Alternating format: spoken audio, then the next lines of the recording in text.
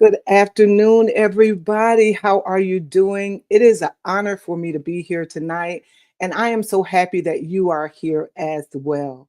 Will you do me a huge favor? Please, please, please share this link, all right, and then invite someone. Tell a friend to tell a friend because we have an amazing show. My name is Dr. Sandra Jackson. I am a life coach. I am the mother of 9 children. Yes, I am. I don't know how I did it, but guess what? I am also an evangelist and many more things. I am the author of what? This amazing book. And it is an honor to have a panel who is ready and well capable of discussing this book in full. And so we want you to pull up a seat and chat with us. Please leave your comments and ask your questions. And please go ahead and purchase this book. It is in ebook, it's in paperback and hardcover. Why? Because I know you need it. All right. And whatever form you need it in, I made that possible just for you. It affords me a great pleasure to introduce to you Dr. Robbie Motter. Will you please welcome her to the screen? Hello, Dr. Motter. How are you today?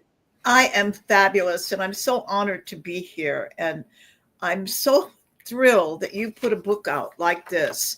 This book needs to be in every home in America and international as well, because it's packed with fabulous information. And not only that, it's packed with ideas that they can follow to make it easier to make their children safe and to be safe themselves. Wow, thank you so much. Right off the bat, you're wonderful. All right, so let's go ahead and introduce to you Elder Delphine Mathis. Give me one moment. She is from Kokomo. How are you doing today? We can't hear you, dear. I am wonderful, and it's an honor to be included in this panel. I got the book kind of late, but it's one of those kinds of books that you can't put down until you finish it. So Wow, I've been that's glued good to the news. pages. Can you do me a huge favor? Just turn your volume down just a bit. I appreciate that, especially coming from you. I mean, I totally look up to you as my big sister.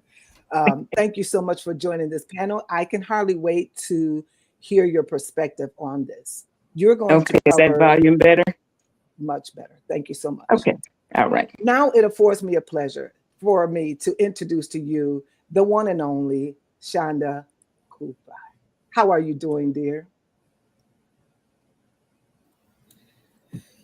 Well, hello and good evening, Dr. Jackson, and to these other beautiful ladies. I'm so honored to be a part of this panel tonight. I'm coming from Detroit.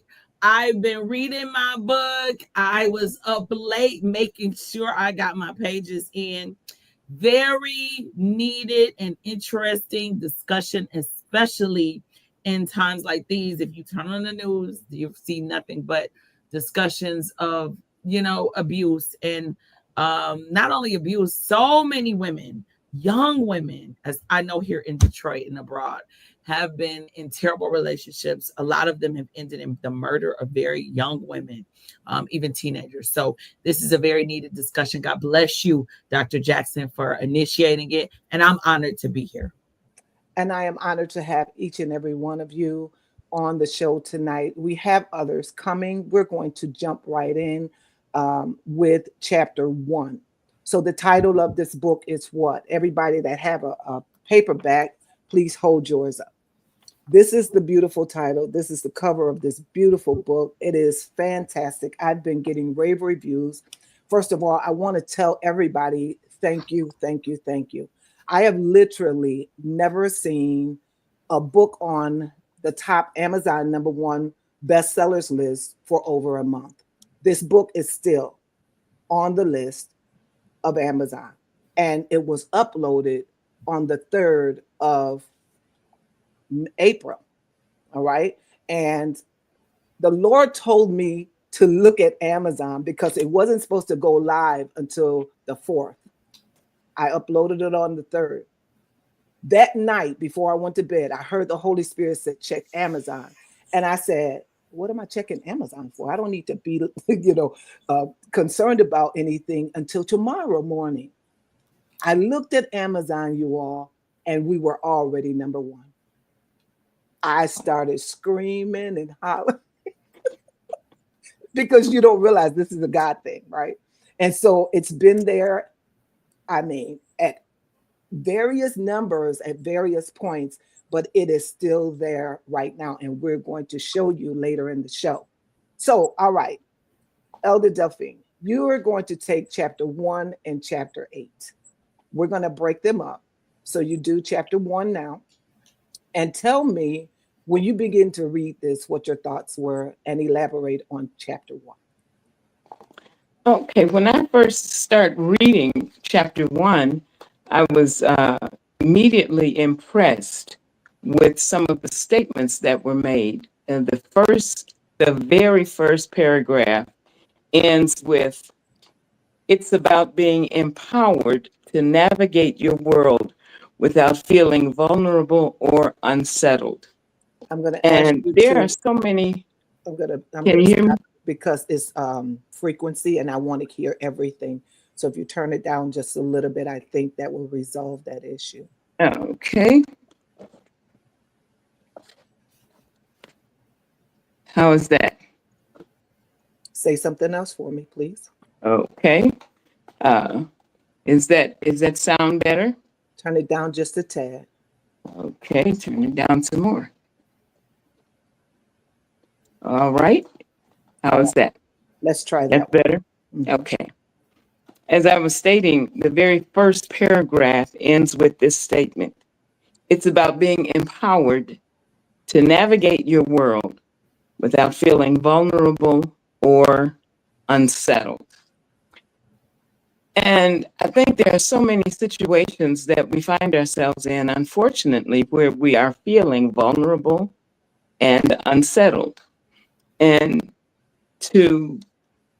as I started to read this book and pick up some of the things that were being said, I understood right from the beginning that to be able to navigate our world without feeling vulnerable or unsettled is a goal that we should all have. And this isn't just in this particular area or this arena, but we need to not feel vulnerable or unsettled in any area that we go into. It is so important that we understand who we are. Then the first line of the second paragraph says, when you recognize your strengths, values, and self-worth, living in fear becomes impossible. That spoke volumes to me, because we have so many people now, especially now in our political arena, with things being so unsettled, things being kind of chaotic and topsy-turvy. People are, and particularly, unfortunately, the people of God are beginning to feel fearful because they're not sure of what's going to happen. I was in a situation earlier today. I was on a prayer line, and I was telling the saints, I said, remember, God has not abdicated his throne. He's still completely and totally in charge. And so we don't need to be fearful. We don't need to get antsy about what's happening in the political arena. We just need to trust God. That's what he wants from us. He wants us to trust him. And so as I began to read chapter 1, and some of the things that I highlighted in the book, one of the things that Dr. Jackson says is that we need to research ways to prevent developing a passive personality. I would like to share an experience that I had. A very dear friend called me one day, and as we were talking, he said he had a dream, and in this dream, someone approached him and said, "Give me your money." And he said to him, I don't have any money for you."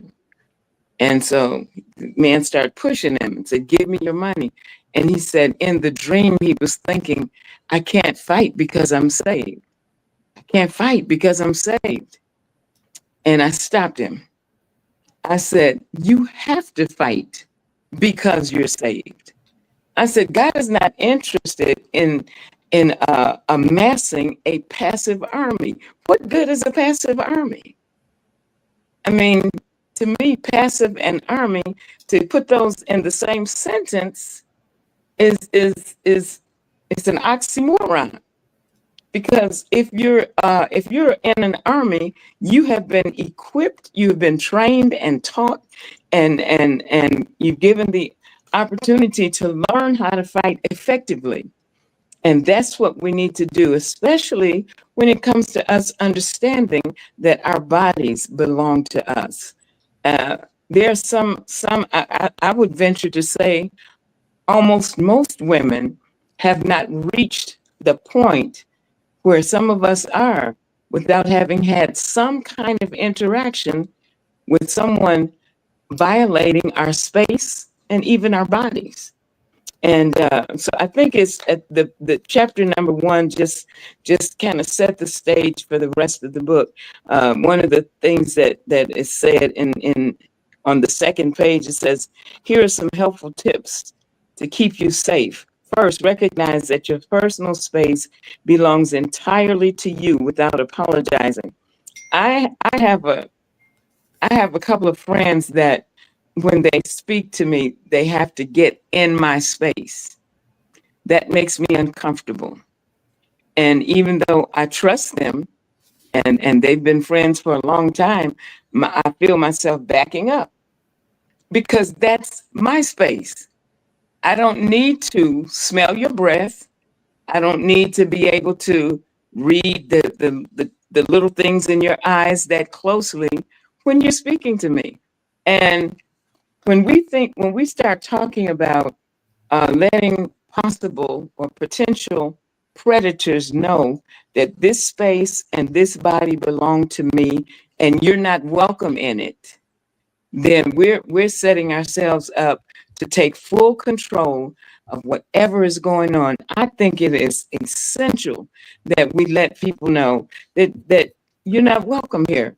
I had an occasion where my son, and we have to be careful and aware at all times. My son was in middle school and he's a nice looking boy, and when I went to the parent teacher conference, one of his teachers was a very young woman, apparently not long out of college. And she made the statement, "Oh, I like Raphael. I like him a lot." And so my antenna went up. And then he told me, he said, "Miss So-and-so wants me to stay after school." And I said, "For what?" He said, "I need to finish my project." And I said, "Oh, okay." As soon as I said, okay, the Lord put a check in my spirit. I start asking questions.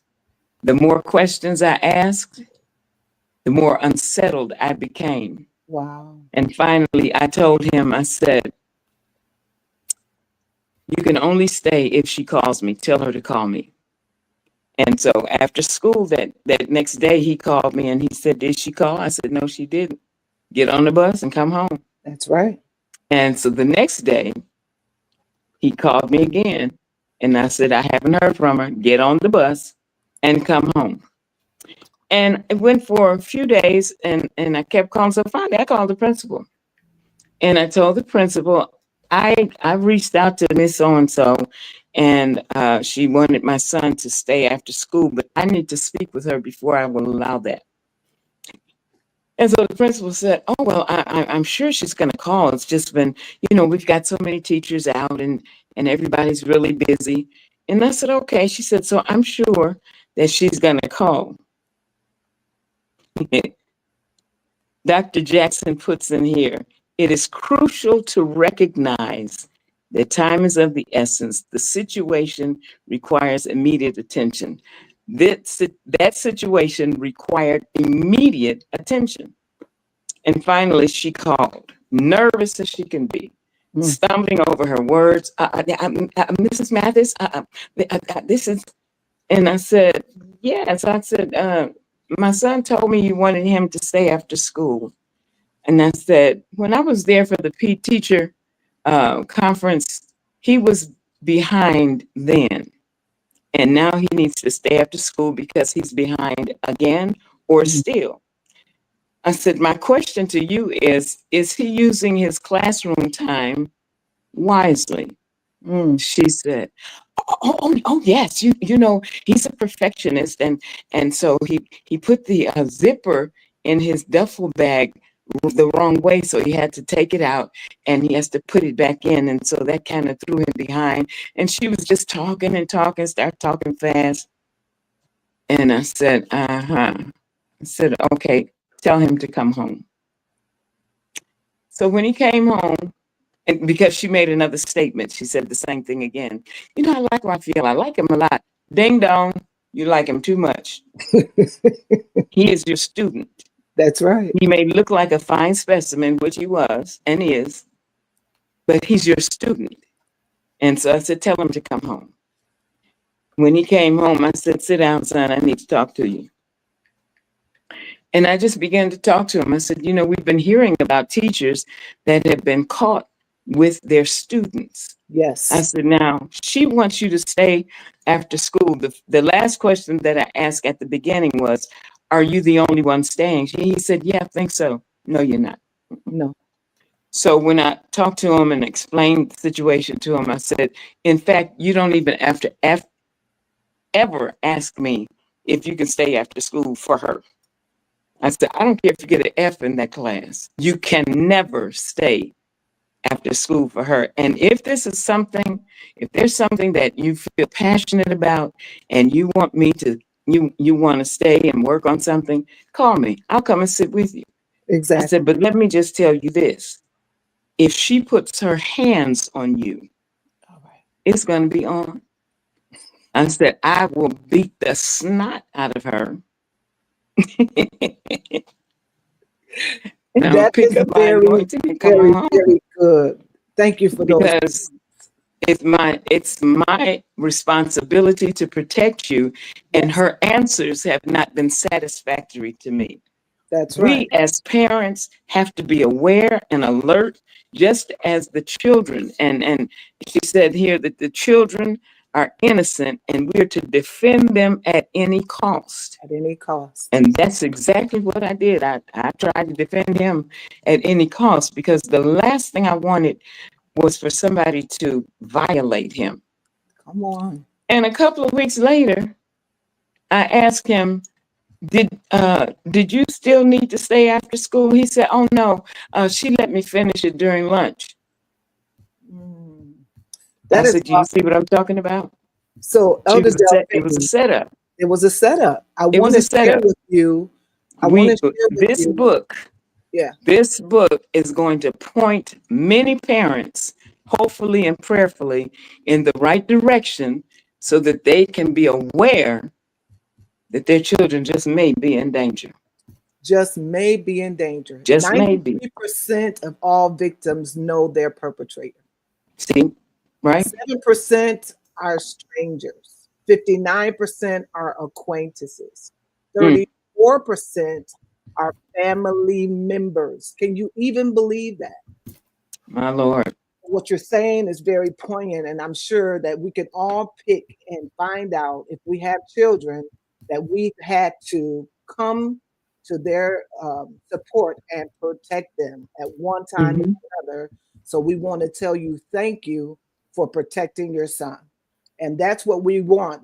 That's what we're aiming for today, that more people will stand up and protect their children. That's And right. not only children, we want to be a village. It takes a village to raise a child. All right, Dr. Robbie Matter, you're taking chapter 10, correct? Right. All right. What did you glean from that chapter? Well, I think the first thing, the name you named the chapter is important. Remember, you are loved. I think that so many times people do not feel loved, and that's why they get themselves into situations. I like the way you started out, that your safety is top priority. Wow. You must remain safe at all times. And sometimes that's very challenging. And the other thing is sometimes they will tell their story to someone and the person doesn't believe them. Mm-hmm. Or they don't want to, or they feel embarrassed to tell their story. But I think it's very important because that's going to be a healing thing for them. And I love the part that you also said parents are encouraged to engage in open and ongoing discussion with their children about body safety. I wonder how many parents really do that. One of the places I think this book needs to go is to the foster care agencies, so that everybody in the foster care who takes a child gets this book. You might go to the, like in California, I don't know what country you live in, California, go to the California people that oversee that and see if they'll buy it for them. Because I grew up in the foster care system. I was in 26 foster homes and nobody ever talked to me about any of it. Luckily, I never had any incidents because I'm a strong person. And if anybody would come after, I would have beat the heck out of them. But but I've seen in stories that some of our members have written, but sometimes for the first time, they're telling their stories. And like you said, a lot of it is family members, you know, and or a lot of them are even from little. So a book like this, because even if you say if the parents are foster care parents, they may not have this information. But if the foster care facility says, I'm trusting you with this child and this book so that you can take care of doing what's right for that child. The other thing I loved about it is at the end, you always give great, at every chapter, you give great solutions. Like you say a reminder that when you're talking to the children, use age-appropriate language. Be patient and understanding. And you may have to say it several times because they may not understand you. Right. And listen to your child's concerns. Yes. Without it, you know, if suddenly your child doesn't want to come near someone that they used to be friendly with, that is an indicator that maybe there is something going on and maybe you need to check that out. I think what's happening today, you know, we have so many two-family working families and they're working many more than one job sometimes. And they really sometimes don't have the time for their children. But their children are our future and they need to make time. And then if there is something that happens, seek professional pastoral or parental help if needed. They need to find if something is happening and they don't feel like they can go directly to the parents, they need to find someone they can trust. But I know myself in many of the stories I've read in books that we've put together, they'll say, I went to my parent, but my mother told me it wasn't true, that I was lying. So that's a big thing. So we have to be able to address that. So we have to say to them, well, if you don't have, like, go to somebody else you trust. Let's get that story out. Don't keep it inside because it's going to stay with you all of your life. But I love this book. And I think it needs to be in daycare centers because we even have situations where daycare are mistreating kids. And it certainly needs to be in the foster care system. Thank you so much for shedding your light on that. We're going to be back with question and answers for you, Dr. Robbie Matter. You said so many things, all right, about the foster care and where this book needs to be. We're going to assign you all in every city, wherever you are. It's your obligation to get this book in the libraries, in the schools, in the foster care centers, because we're trying to help save lives. All right. And so we're going to introduce to you the one and only Shonda. How are you doing, dear?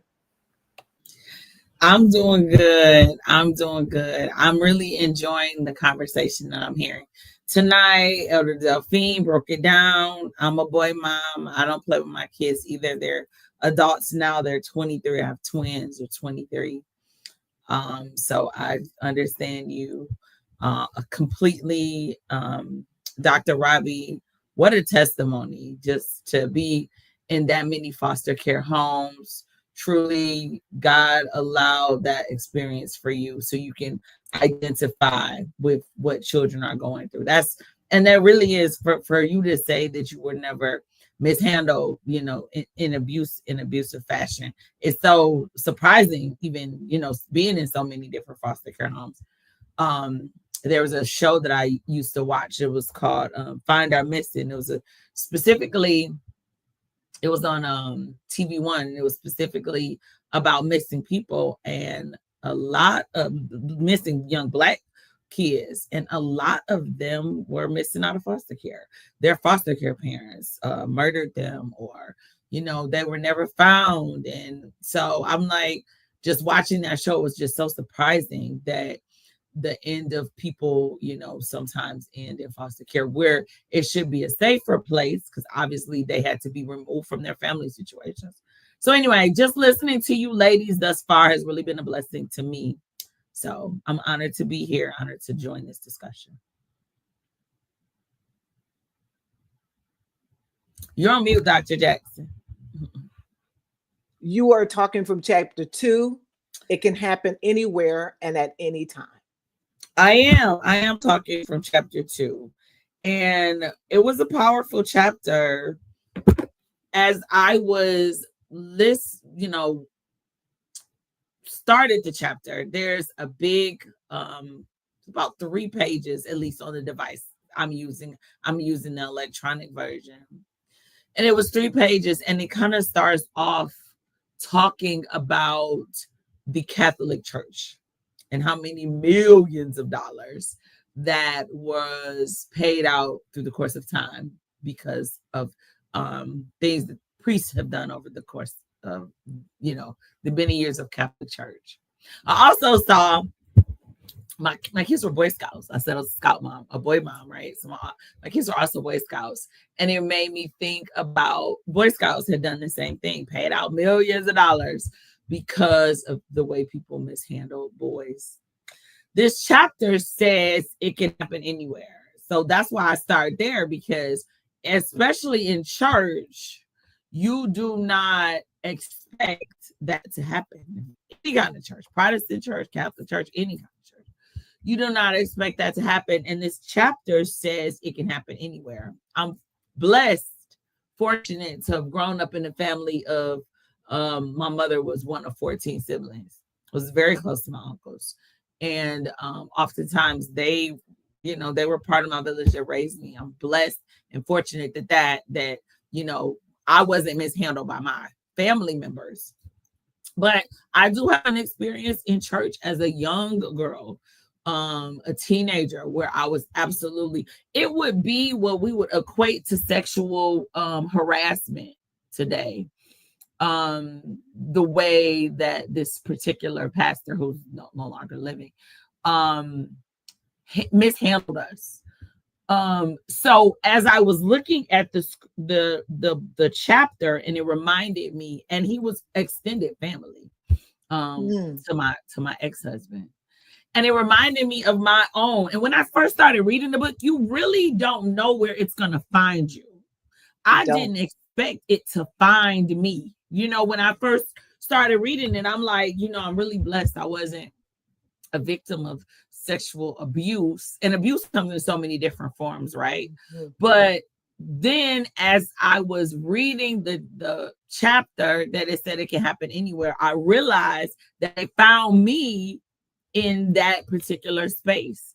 And even though it may not have been complete sexual abuse, when we talk about inappropriate touching and grooming, and from a younger person's perspective, which it could also happen to an adult, because it could happen to anybody. Even in these chapters, it talked about senior. In my chapter, it talked about senior abuse. How it can even happen to seniors. But from a younger person's perspective, a young woman's perspective, I looked at the abuser as a father figure. And that's oftentimes, I'm not a therapist, I'm in finance, been in finance for over 30 years, but that's often the missing ingredient. If a person doesn't have their dad in their life, or if their dad is not around, that's often the missing ingredient. So people that choose to groom people, they know, kind of the DNA, the dad is not around. There's some things you can get by with. But that's why I thought it was so powerful when I read that it can happen anywhere. Because I'm like, boom, When I picked chapter 2, I didn't know I was going to find myself in chapter 2. I really was like, Lord, I said yes to this assignment. And I said, Lord, where do I fit in here? Because I don't want to be disingenuous and discuss abuse that didn't happen to me. And then I realized that's where I found myself. And it was years of grooming, inappropriate touching, inappropriate conversation, a conversation that he would have been fired immediately at work. Things that I would never have imagined that would happen even in the confines of a church. But because this was the culture, and because we're young Christians and there were not a lot of older, seasoned Christians, we did not see it as such. So going back to the book, I just wanted to share that with you, because when you're reading the book, you don't really know where it pertains. Because first of all, everybody is not going to be vocal about abuse. I've known people that have been abused by family members and to this day will not tell other people. So when you talk about it can happen anywhere, that is true. People, it is a difficult discussion to have. Even as adults, you don't want to tell your parent, hey, I was abused by your brother, by your uncle, by your cousin. That's a difficult discussion to have. So when I was raising my children, I talked about it early and I hit it hard. Hey, if anybody touch you, I don't care if it's your own daddy, if it's me, if it's your granny, if you do not feel comfortable with my touch, let me know. Shonda, you're doing so good, girl. You have touched I want you to keep going, but I need to interject because there's an audience out there. All right. Yes. And somebody has been touched as well. And the point that you made, that you never know where you're going to find yourself in this book, because you run into this book like, I'm innocent, nothing ever happened to me.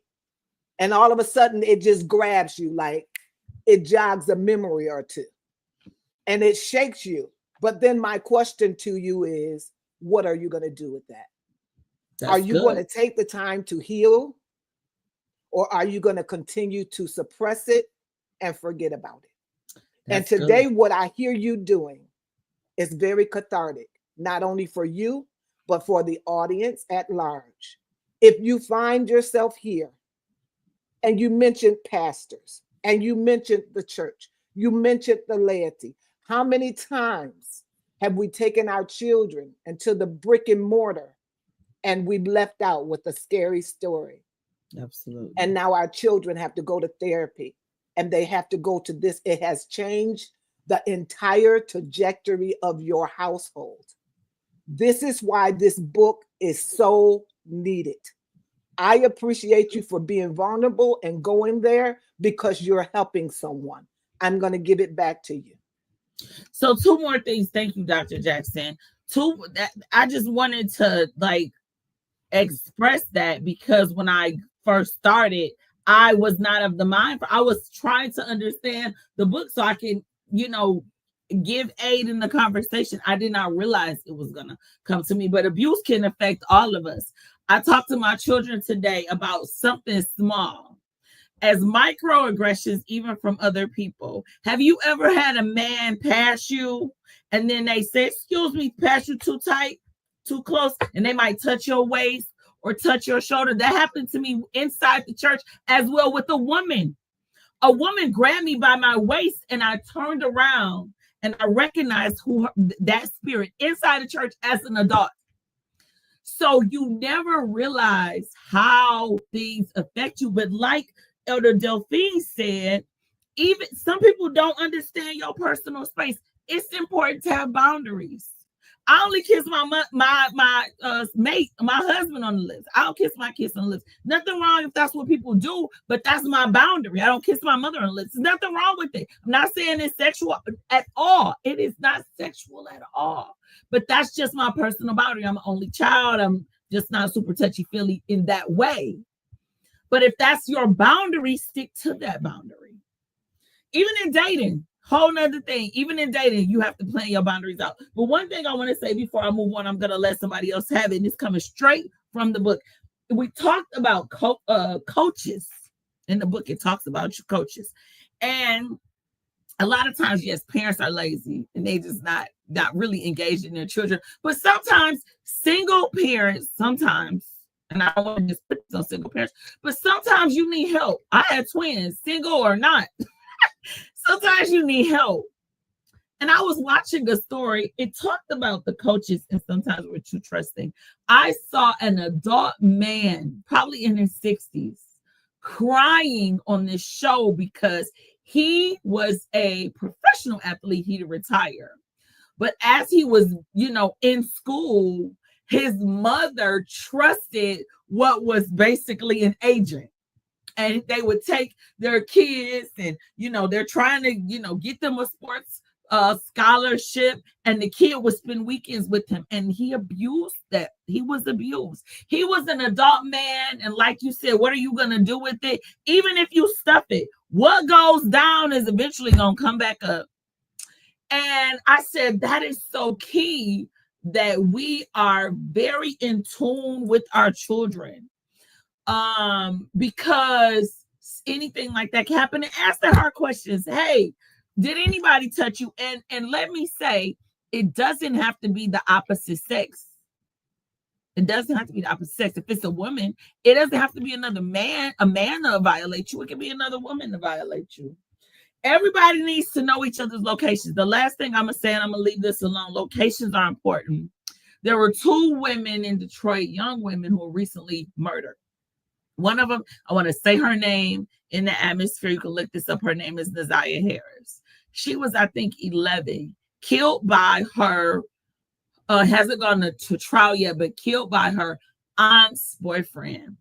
He knew her since she was a baby, 2 or 3 years old. Is her aunt's boyfriend. And he apparently got her pregnant. Her body has never been found, but he killed her. It's all over everywhere. And nobody protected that baby. It's happened before. A young woman just recently, her body was found by her boyfriend. Well, they're searching her boyfriend and have arrested her boyfriend. She was 17. Her boyfriend was 23.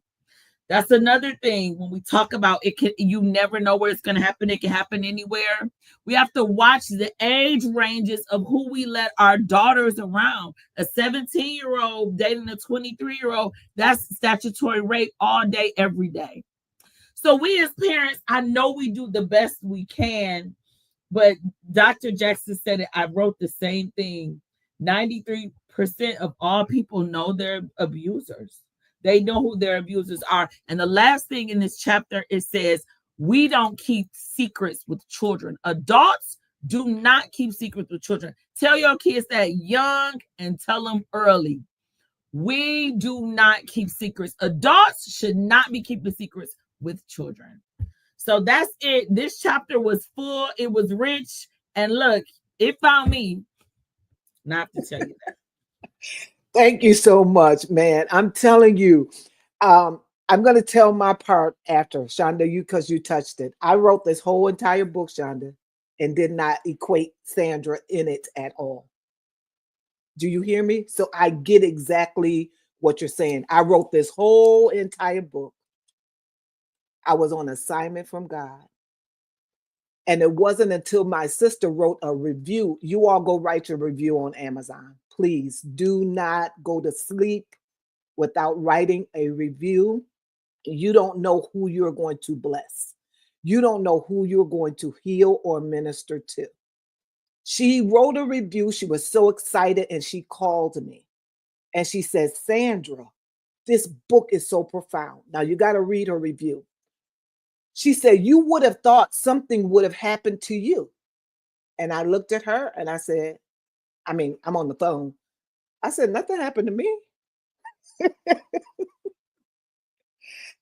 OMG. You all have to watch the show with Kim Jacobs, because I'm not going to reveal what happened to me on this show because it was so profound, and it came out in detail on her show because that's the way God had ordained it.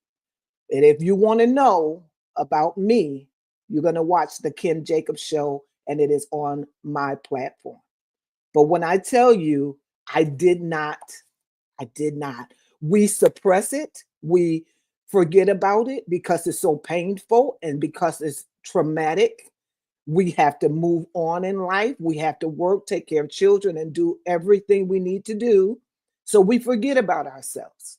And I know the audience, the chat is blowing up. You all, I can't put the comments on like I usually do because it will cover their faces. So you're gonna have to read the everybody is chatting in here. All right. We will bring to you at this time our next guest, and I am so honored to have her here. She's going to tell you a little bit about herself. Her name is Denise Mayfield Sanders, and y'all, she's doing her stuff. So I want you to follow her, all right? Denise, how are you, dear? I'm great. Thank you so much, Dr. Jackson. I'm so blessed to be here and so thankful that you chose me to be on the platform today to talk a little bit about my chapter and the book. And I'm just so blessed. Lord has directed me in so many directions. I am the founder and a visionary of a breast cancer foundation, helping women all over the United States and the state. I was going to say the state of Indiana, but really all over. God has just given me that platform for that, and then also I have a boutique. So it's not about me today, but just wanted to share with the audience, some of the things that I learned from the book. And my Yes. chapter was chapter 3. Oh, it's up on the line. Yes. Trust your instincts. Trust your instincts. I want to piggyback off of Sister Shonda.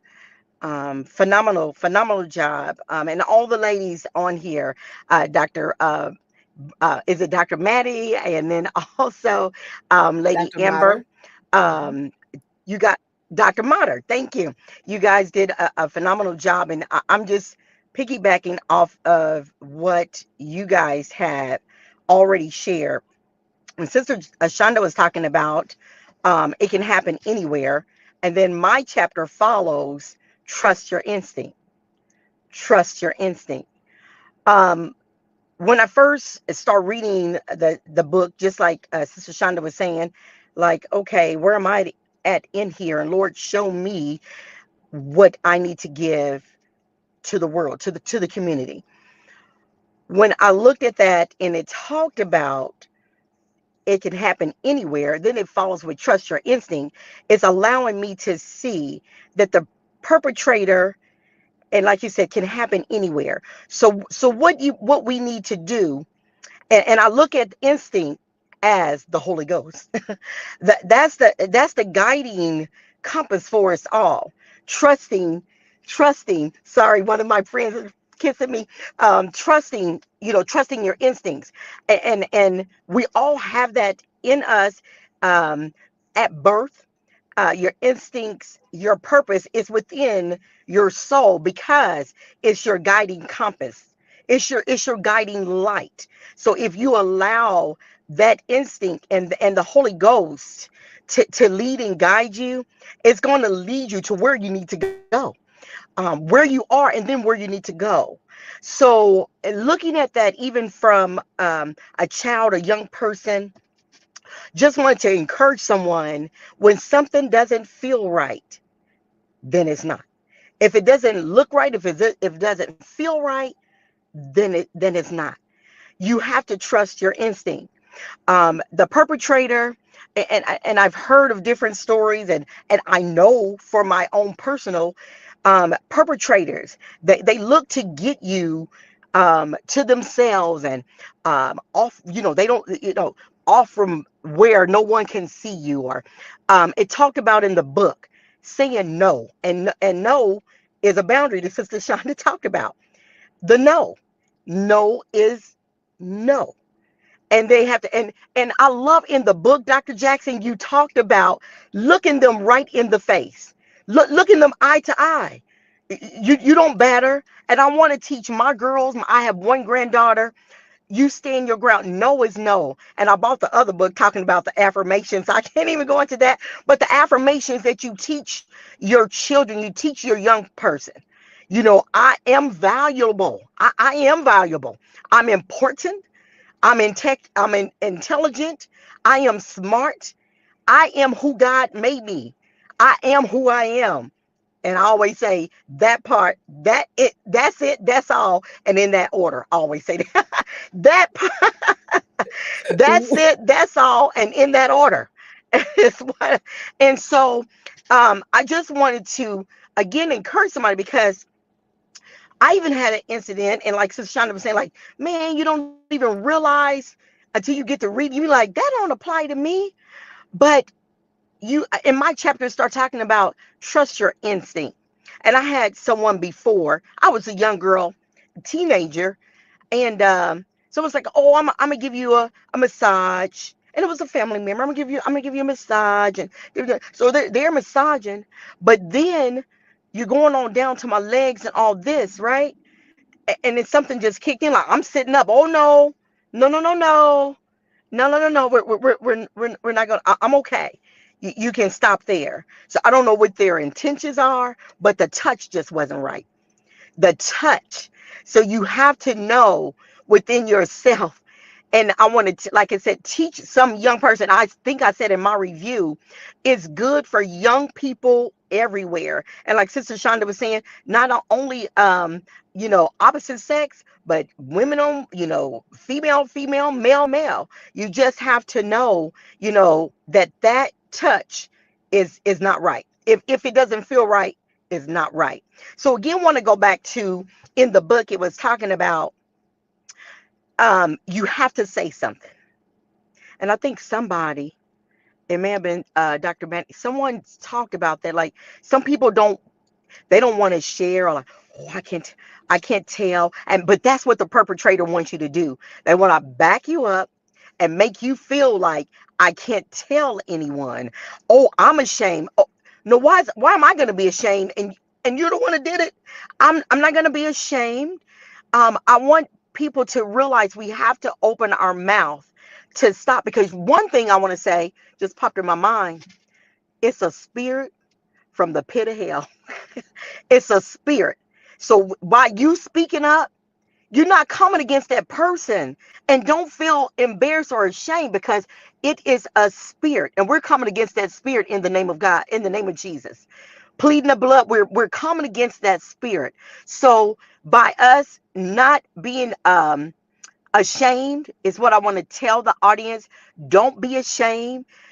You open your mouth. And even as adults, if we have encountered things like that, it's so needed to get to a counselor, get to a spiritual counselor, your pastor. Then your pastor will lead you on to a spiritual, a spiritual counselor.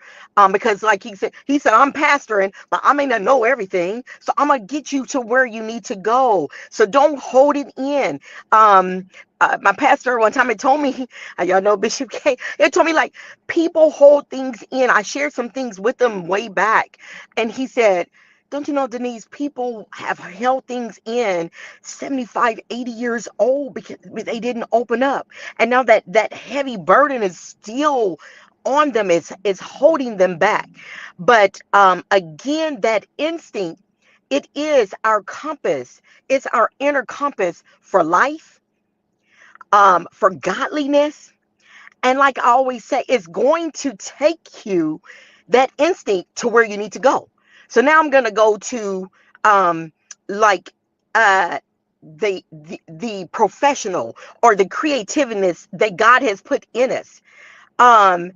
Where that instinct, where that he has put in us, where you need to go in life, if you listen to the Holy, I'm saying it's the Holy Spirit. If you listen to it, it's going to take you where you need to go. Things that I'm doing now in my life, I never even imagined that's where God wanted me to be. But that instinct, it would allow you to take something less, something little, and then turn it into something big. It can you'd be like, man, I'm just gonna give you some wood and the nails, and then by the time the instinct kicks in, your spirit, man, it don't turn into I don't know, a 10-foot. I'm saying 10-foot, but a mansion, or what? They gave me just some wood, But then my mind, my creative mind and my instinct allowed me to grow that thing. And they like, oh my God, she on grew this thing too. Chandeliers and I don't know, my mind on went on off to some. Give me two, give me two platform, give me two pieces of wood, and I'm gonna turn that thing because God has given all of us that purpose and that instinct within us. So I'm flipping to the instinct um, from not only being knowing our purpose, but also knowing when to act within ourselves when the wrong touch is done. That's one thing. And then another thing, being guided by that instinct, being guided by that intuition. Like I know you guys have felt before, like, oh man, I shouldn't have turned. I knew I shouldn't have turned down that street. Now here I am in a traffic jam because I turned down, but I knew in myself that I should have went right and I went left. So that's what I want to leave with everyone about the instinct. I know there's more that can be shared. I said in my review, thank you, Dr. Jackson, because this book is giving us the why we need to stand up, the why we need to listen, the why we need to speak, because it can happen at any time and anywhere. And I think I read some other chapters, but I can't remember right now. But the book is so good. And like Sister Shonda was saying, you will find yourself, even if nothing's ever happened to you, but where you can help somebody else. What's the scripture in Second Corinthians? I forget. But Lord, help me. Well, your help to help someone else. Your help to I can't. You guys find it. I forget where Second Corinthians. It's gonna come to me, but it's talking about wherein I'm helped, and wherein I am encouraged to encourage someone else. But I'll find it and then I'll send it to you. But it is there, and the word is true.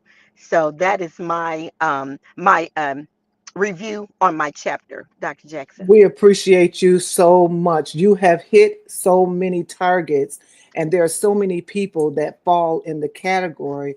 And our teens don't know what instincts are. So it's our job to teach them, to let them know that when they Absolutely. feel uncomfortable, that means something Hmm. is going awry and to flee.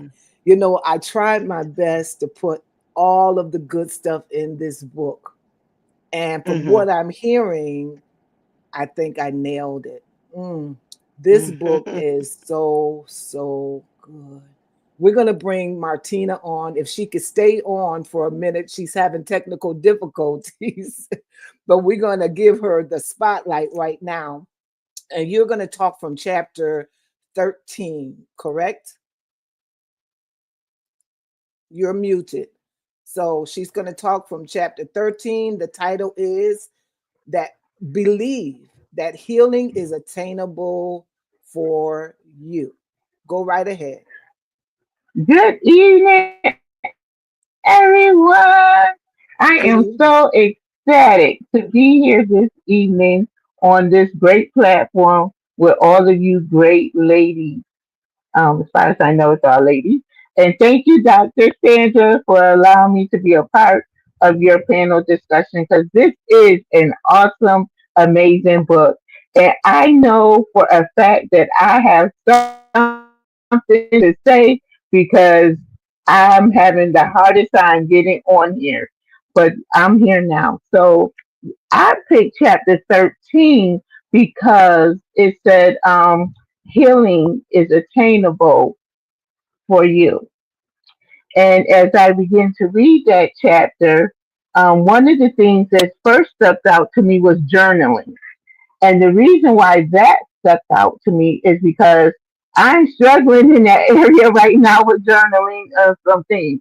But it was talking about how important it is to journal. And when you're journaling, it was, telling the um, person to journal through their story, even though it's hard, even though you may not feel like, you want to talk right about it, because sometimes we forget about areas that we think we're healed from until it's in our face. And then we realize we wasn't hit healed from that area. It was just hidden. Do y'all hear me? Sometimes we think we're healed from an area, but it's not that we're healed. It's just been hidden. So now it's in our faith. And who is it? It's a great author that says you can't conquer what you don't confront. You have to confront that.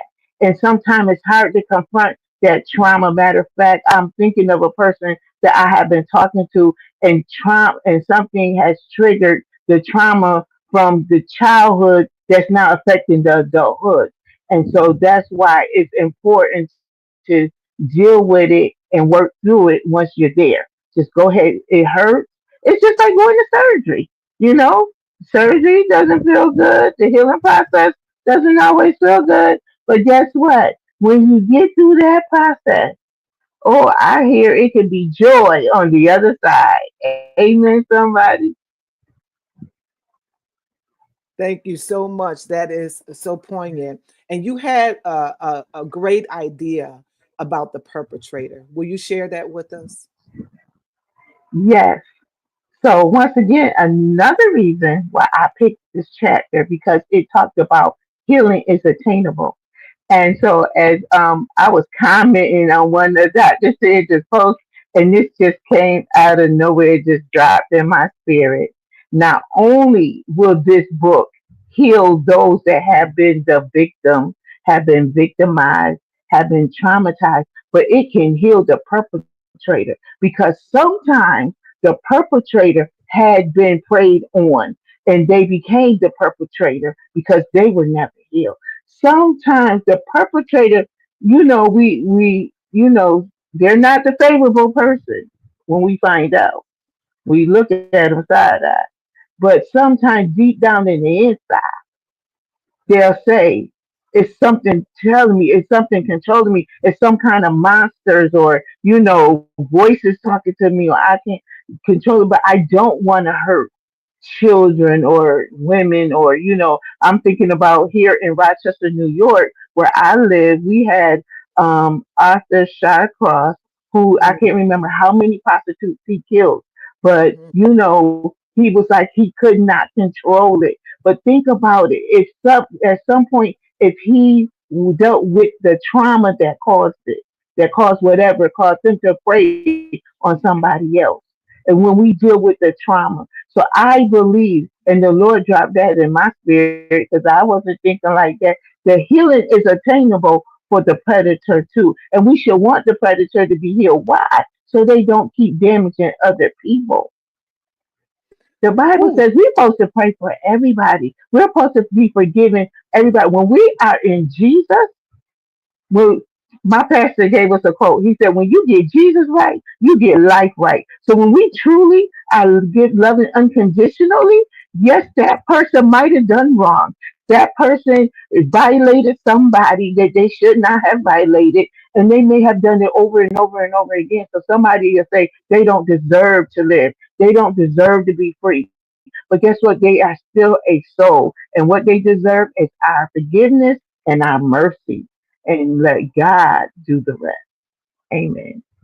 oh my God, this is so good. This is so good. I'm asking you all to stay over a little bit. We're almost finished. Please stay a little bit. We're going to take some questions and answers, but we're going to go to chapter 8 with Delphine. Elder Phillips, can you, Mathis, can you tell us about the affirmations about body safety? You're muted. And while, Absolutely. yes, go ahead. Absolutely. This chapter stood out to me because in 2016 I was diagnosed with AML, which is acute myeloid leukemia, and it's a particularly rare and fast-growing type of blood cancer. And it was predicted that I wouldn't make it. In September of 2016, when I went to Chicago for treatment, and they told my husband they didn't expect me to see Christmas. But I had read someplace a prayer, and in that prayer were these words: I am healed and spirit filled, sickness and disease are far from me. And so I start rehearsing that. And I would just say it 10, 12, 15 times a day. And when the quorum of doctors would come in my room, they would ask me questions um, pertaining to the symptoms of the disease. Are you bleeding anywhere? No. Do you have a headache? No. Are you short of breath? No. Do you have chest pains? No. Everything they asked me, my answer was no. And they kept looking at the paper, and then they would get these bewildered looks on their faces, and they would look at one another, and they would look at the paper, and they looked at me. I continued to say that I am healed. I am spirit-filled, healed and spirit-filled. Sickness and disease are far from me. And after they started treatment, I think in October of 2016, and I think about February, one of the doctors on the team told me, said, "You're in remission." And so I told the head doctor, I said, "Dr. So-and-so said I'm in remission." He said, "Well, we don't traditionally see recovery that quickly." And I said to him, "Doctor, I am not your traditional patient." And that affirmation worked so well for me till I started sharing it with people and sharing other things so that they could just say them. The thing about affirmations is when you say them out loud, the Bible says faith comes by hearing. And hearing, you hear the word of God. I advise people to read the Bible out loud because when they hear themselves rehearsing those scriptures, it gets in their spirit. When we say, "I am necessary, I have been sent here to make a difference in the world," we're speaking something into our spirit, speaking into our life. I am protected, I am treasured, I am strong. I'm reminded of a commercial that's been running here lately, and there's this little girl, and her father says, "Are you brave?" And she said, "I'm brave." And he said, "Are you fearless?" She said, "I'm fearless." And she's just a little something and may not even understand what those words mean. But by the time she gets to hold on to what the word means, the effect of those words have already taken up residence in her spirit. The effect of the words that I was saying took up residence. And as you see, in 2025, I'm still here. I'm still here and I'm cancer free. And some of that is because of the affirmations. The Bible said we can speak those things that are not as though they were. And so it is important that the chapter number 8 stood out to me because affirmations work so well for me. And when she said, Dr. Jackson said, "My entire body is mine. I have the right to say no to any touch that makes me feel uncomfortable." We have to take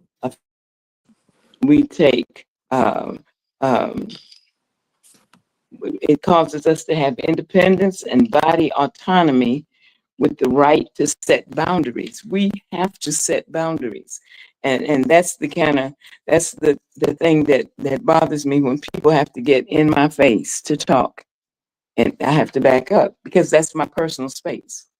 And so these affirmations are powerful. And even when you cause your little children to say them, they may not fully understand the concept, but by the time they understand the concept, it's already in their spirit. And so that's why chapter 8 stood out for me. Affirmations work, plain and simple. They work. You speak what you want, speak what you have, speak who you are. Tell yourself, "I will ensure my safety and my happiness. I can protect myself and face my fears."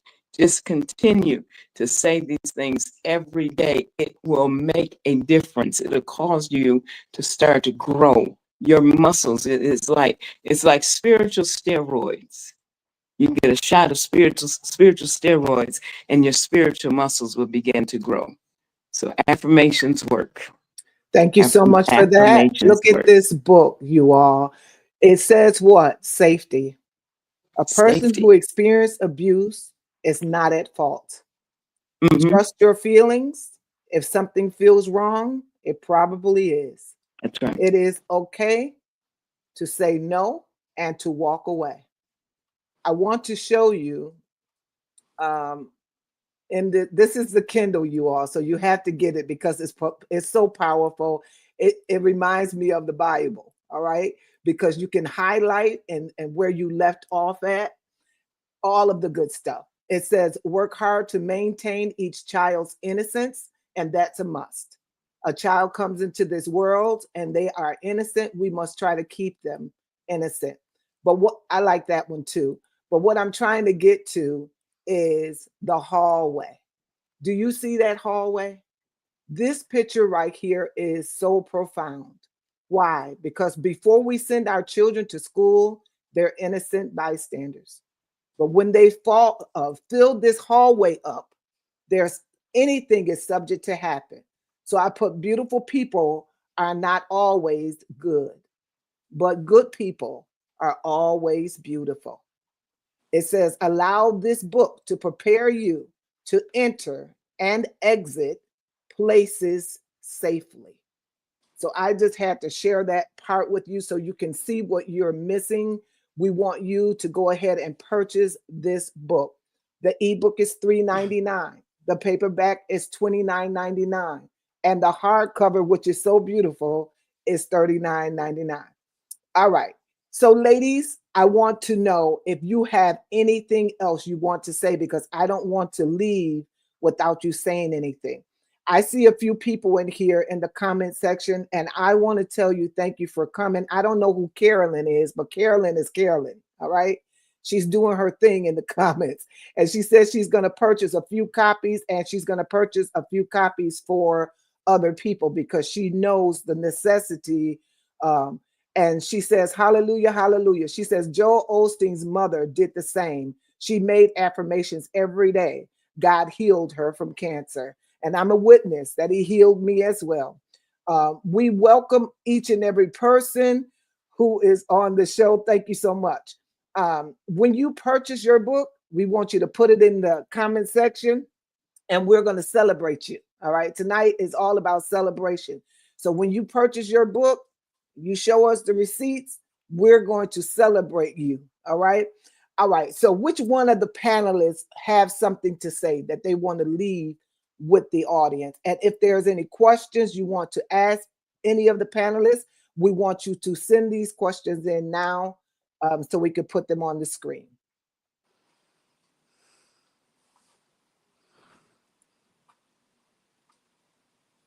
All right. You said, oh, that's your friend. All right. And she's a mentor. And so she's able to help. She's able to help us. And so, yes. All right. Why She's do my people allow mentor. others to disrespect them? That's a question for the panel. Why do people allow other people to disrespect their space, their boundaries? Why is that?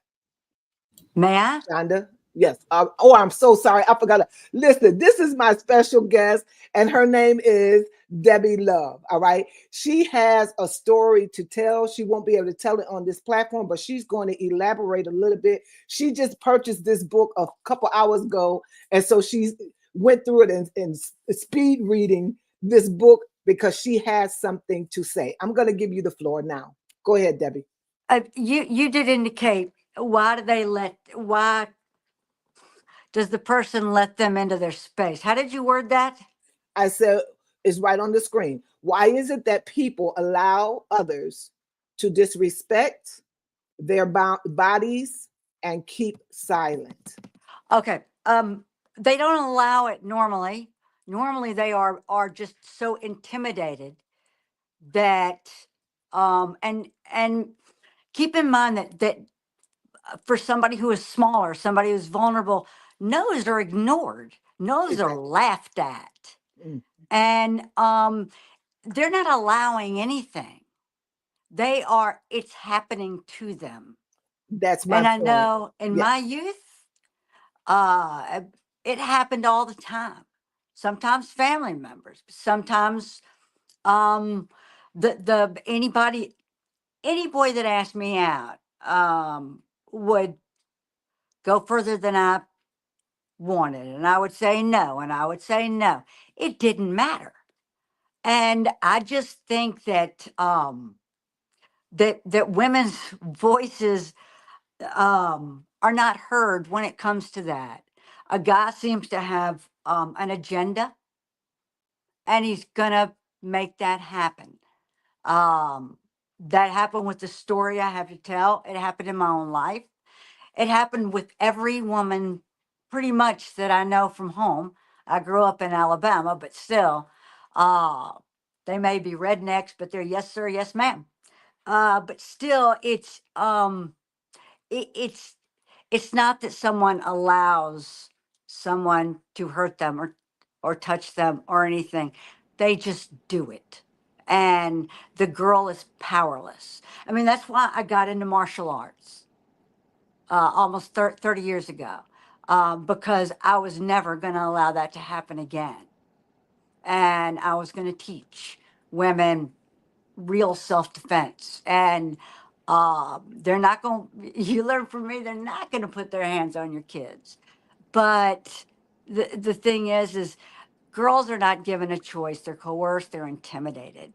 And I feel terrible because I've been there, and I'm sure most of you have. um and did you feel like when it happened to you, you had a choice? It's like, nah, not in the mood. I've never seen that happen ever. Not at all. And so we have people in the audience that formulate questions like that, and we understand, and that's why I put it on here, because it's not wanted, and it's not allowed. It's somebody taking advantage of you, doing something to your body and your space that you did not ask for. And so Right. that's Well, why this Dr. book, Jackson. yeah, that's why Oh, this I'm book sorry. is What? here to let us Uh-huh. know that you can say no, and your voice matters, and your no mean no. Go ahead, Dr. Denise.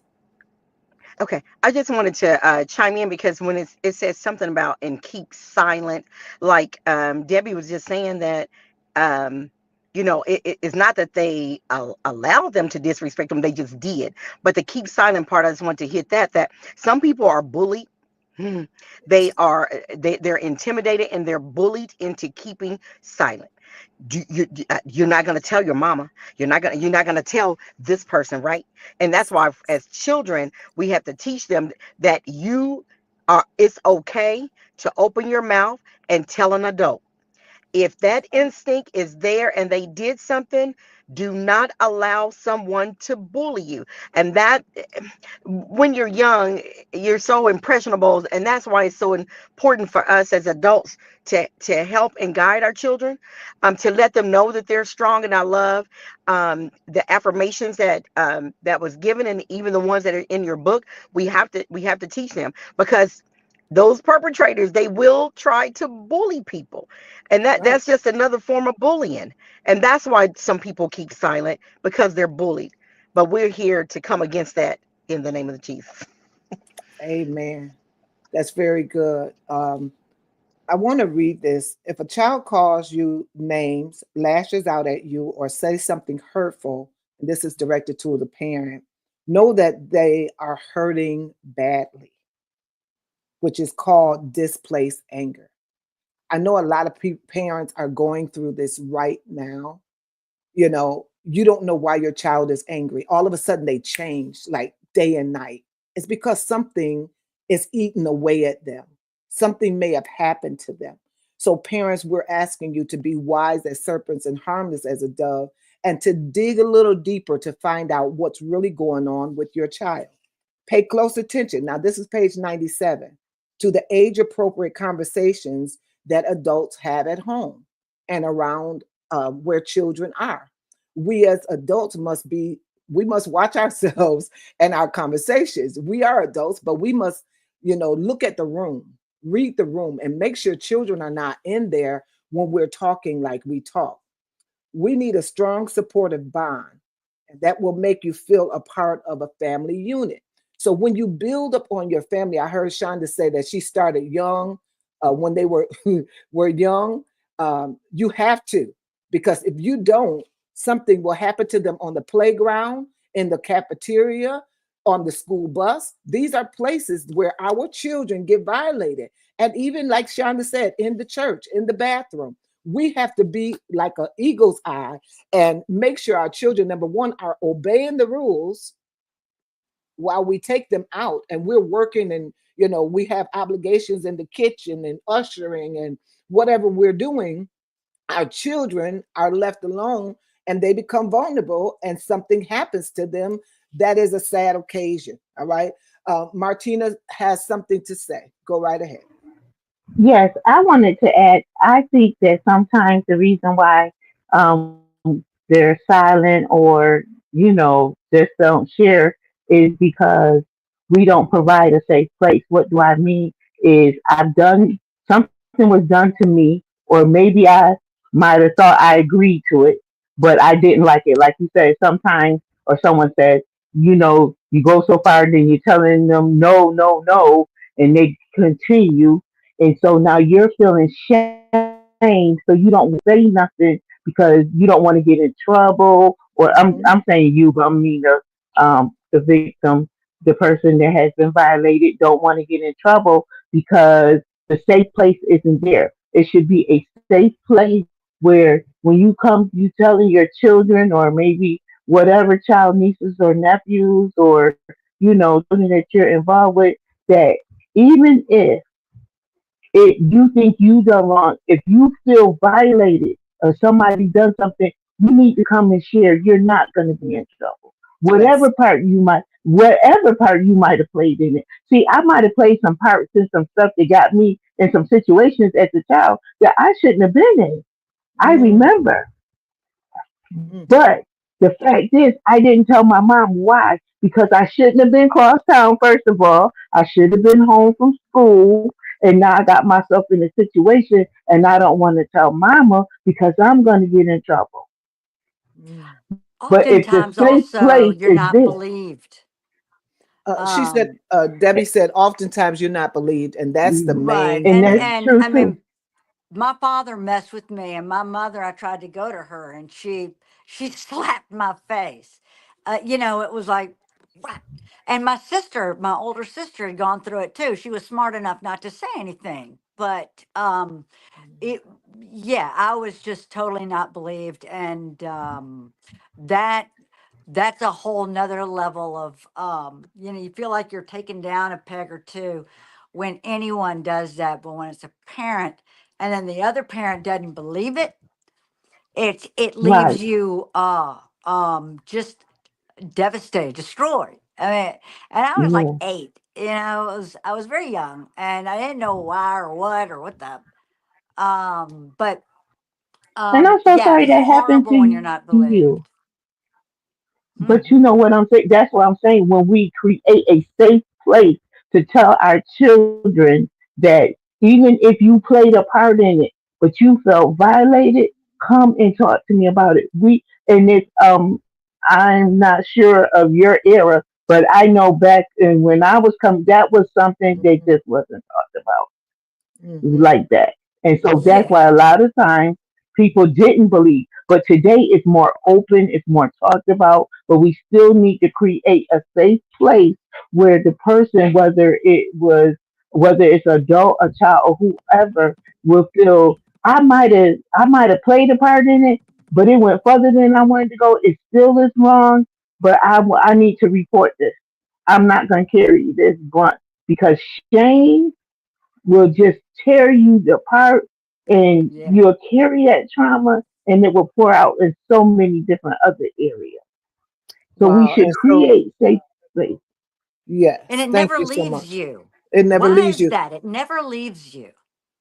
It hasn't me. Anyway. Who has the answer for that? Who wants to take a stab at that? And Debbie, the audience is saying, I'm so sorry it happened to you, that you went through this. It must have been I'll take devastating. a stab at it. Take a stab. I'll add my 2 little cents and then I'm going to rest my mic. Like I said before, I'm so sorry that happened to you. But this is what I want to say to you. Healing is attainable. Healing is what's going to help you. Um, it won't change what happened to you, no, but it'll give you a peace about it. Because when God heals us from the inside out, when He heals us everywhere we hurt, we won't hold on to that hurt, but we'll release it to Him. Thank you. Well, my karate black belts have helped. And but there's I just know it won't happen to me again. But I do want to help any girl that wants to know what to do to fight back. And you can even do some of that stuff on Zoom. And I'm more than happy to volunteer my services to for self-defense for anybody who wants it, needs it. Thank you so much for that. It says Debbie is shedding light on what it's like to not have a safe space at all. Debbie, how did you heal from that? And she's saying that she hasn't healed yet, and it's been several years ago. And Oh, so what I yeah. yeah, because and I like that you said yet, because that leaves room, right?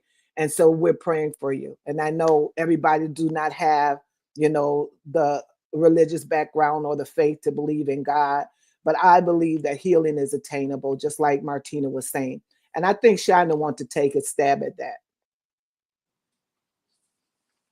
I see. No, the time is spent. I just wanted to say one thing and just encourage people to um be sensitive. Everybody, I think, in this platform understands it, but the public court case right now with Diddy and Cassie is just so disheartening to hear so many people say, why didn't she say anything? She was an adult. Why did she do things she didn't want to do? Why didn't she speak up? We've heard that so many times, and I just feel it would be more beneficial to the conversation just to not say anything if you've never been a victim of Exactly. mishandling or abuse. I think it's just better for people to just not say anything, especially in this case, men.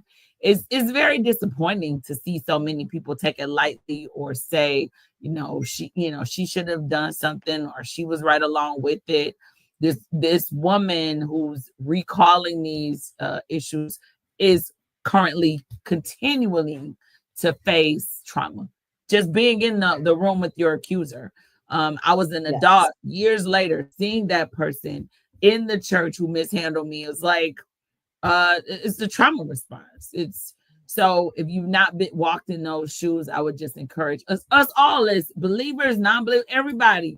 Until you walk in somebody's shoes, just try to be patient with the way we handle people, because we can all eat from the word buffet and say what we wouldn't, shouldn't, couldn't do, and then it might come right back to us. So that's all I want to just encourage everybody out there. God bless you, and however you handle and process your trauma, but we do need to be sensitive to one another. And I totally agree. Thank you for that. Delphine, you wanted to say one thing. I want to end this. And if you all have to drop off, I do understand, because it is 8:24. But I'm going to let Delphine say something, and she needs to say something. And if anybody else wants to stay on, they can. But I totally get your time, and I don't want to overtake your time, because I know you have families and such like. All right. But go ahead, Elder Delphine. Yeah, all I was going to say is that it's unfortunate that we live in a society where often victim is accused. And I think the saddest thing is to have a child go to their parent to tell them that someone has violated them, and the parent doesn't believe it. And I've heard of cases where the mother said, "Oh, she just a fast little girl, always walking around here half dressed," and just why are we blaming the victim? And I think it's a character flaw that needs to we need to try to fix that. And I believe that books such as this are the catalyst for fixing those things, because we just need to start listening. Need to start listening to our children, and being aware. Like I said, when I asked my son some questions about, um, where he was going and who wanted him to stay over, and if he was the only one that was staying, I got a check in my spirit, and I became proactive. I said, nope, can't stay. And so we need to pay attention. We need to pay attention and stop blaming the victim. Can't hear you, Sandra. Shonda said, God bless you, Debbie. What a testimony. I can't wait to hear it Yes. in its entirety. And Mhm. you are in our hearts, all right? And we want you to know that. There's so many comments in the comments. I cannot read them all tonight. I thank you for joining this live. I'm going to end on this note. And it says, safety isn't expensive, it's priceless. So what I want to say to you is keep yourself safe, even if you're jogging. All right, use wisdom, when to go, all. And I want to say this to teens because it's in this book as well. It is important that your parent or your guardian know where you are at all times. It is not just because they want to be nosy or whatever the excuse that you believe. It is for your safety. And if you are stolen, if you are kidnapped, there are 8 billion people in the world. Over.